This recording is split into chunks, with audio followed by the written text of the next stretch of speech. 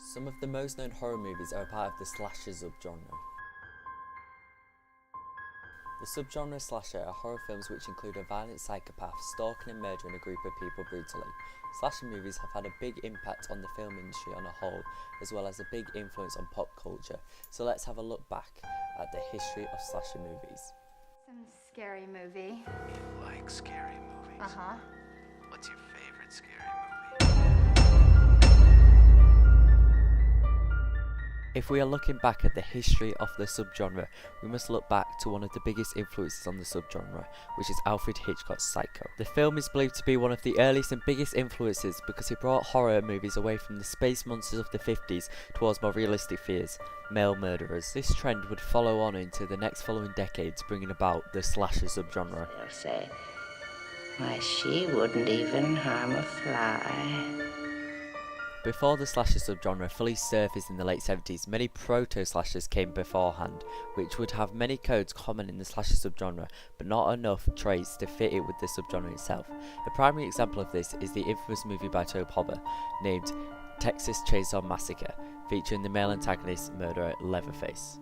However, the movie known by all to have jump-started the birth of the slasher subgenre is John Carpenter's Halloween in 1978.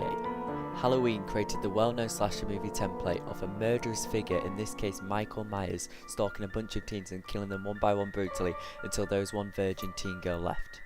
As well as the usage of extensive gore, the template also included the extensive amount of nudity along with it.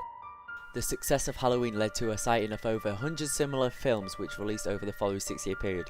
This 6-year period is called the Golden Age of slasher films. The similar films would use the same template created by Halloween. Notable examples of this is the Friday the 13th franchise and the Nightmare on Elm Street franchise, which both were born in this era.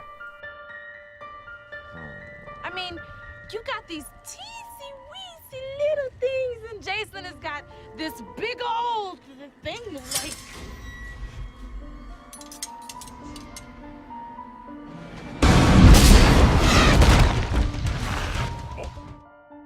However, because of the lack of change in slasher movies and the swarm of goofy not as good as sequels, the genre started to die in popularity, leading to a lack of slasher movies being made and the end of the golden age. There were the likes of Child's Play, however the genre seemed to have died by then. It's fucking Chucky! However, in 1996, the subgenre was revived with Wes Craven's Scream. Scream was able to do this as they added something new and original to the movies, which changed the entire genre since, which was making them self-aware.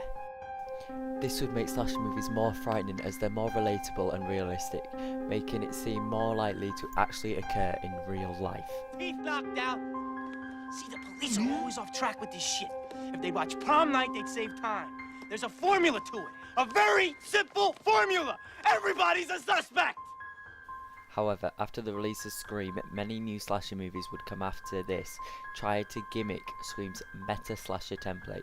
However, none of them would be successful like it, making the subgenre satire and making it seemingly a joke and having a downfall once more.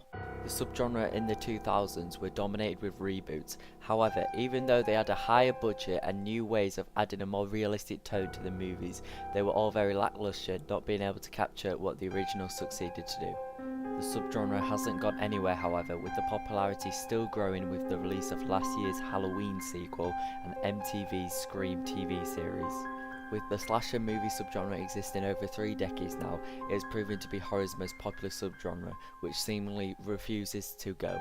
Thank you for watching, please subscribe. If you liked this video, check out my most recent video on the screen now. And also credit to Kevin MacLeod, whose music is used as the soundtrack of this video.